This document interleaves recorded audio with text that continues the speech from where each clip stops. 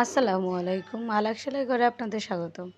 এই রাউন্ড ব্যান্ডটা বানানোর জন্য প্রথমে আমি একটা কাপড় নিয়ে নিয়েছি, নেটের কাপড় নিয়েছি। এটা কাপড়টা নিয়ে 50 ইঞ্চি লম্বা কাপড়টা নিয়েছি আর 4 ইঞ্চি চওড়া। এটা 2 ভাঁজে ভাঁজ করে তারপরে সেলাই করতে হবে, কারণ কাপড়টা তো একদমই পাতলা, তাই 4 ইঞ্চি নিয়েছি।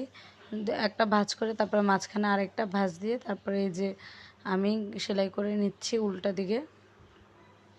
অবশ্যই এটা বাহুর উল্টা একই রকম। তারপর এই যে সেলাই করার পর একটা সেফটি পিনের সাহায্যে এটাকে সোজা দিকে নিয়ে আসব। এভাবে সেফটি পিনটা দিয়ে ভিতরে দিয়ে তারপরে এরকমভাবে খুব সহজে সোজা দিকে নিয়ে আসা যায়। এই তো সোজা দিকে নিয়ে আসার পর আমি এটার মাথার মাপ অনুযায়ী, যার জন্য বানাবেন তার মাথার মাপ অনুযায়ী ব্যান্ডের যে মাপটা থাকে সেই অনুযায়ী রাবার নিয়ে নিয়েছি। তারপরে সেফটি পিনের সাহায্যে রাবারটাও দিয়ে নিয়েছি।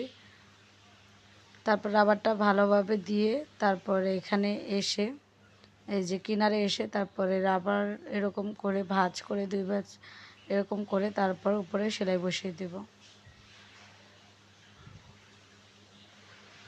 অবশ্যই ভালোভাবে সেলাই দিতে হবে যাতে ছিঁড়ে না যায়। সেলাই দেওয়ার পর তারপরে যেখানে আমরা সেলাইটা করেছি ওই জায়গাটায় এই যে ব্যান্ডের ফুলটা বসাবো। এখানে এরকমভাবে বসিয়ে তারপরে সুই সুতা দিয়ে সুন্দর করে সেলাই করে দেব। এই তো শক্ত করে সেলাই করে দেব যাতে ছিঁড়ে না যায়।